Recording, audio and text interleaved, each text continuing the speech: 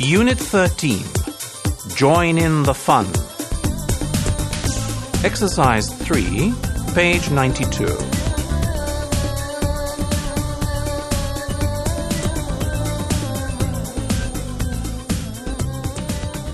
The kite battles. I'll never forget my visit to the Japanese city of Hamamatsu. I decided to go at the beginning of May when the local people have their kite festival. Every year between the 3rd and 5th of May, the local people fly colorful kites to bring their children good health, strength, and courage. On the way there, I read a little about the history of the Hamamatsu Kite Festival. Apparently, it all started about 430 years ago, when the lord of the region sent a huge kite into the sky with his child's name on it. When I arrived there, a few days before the beginning of the festival, I was amazed at the preparations involved. Some people were making enormous kites, while others were busy decorating brightly colored floats.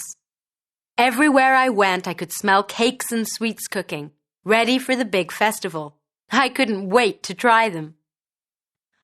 On the first day of the festival, the sky was filled with huge, colorful kites. I was so excited that I couldn't take my eyes off the sky. The aim of the battle, explained an old man, is not to win a prize, but for the teams to show off their skills by knocking the other team's kites out of the sky.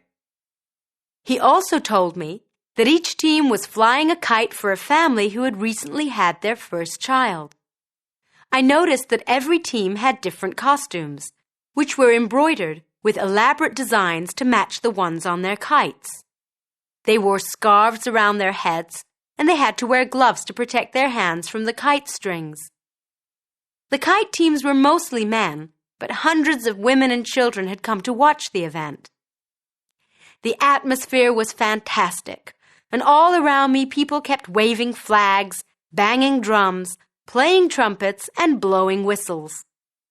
At the same time, the teams were furiously tugging their opponents' kites to the ground.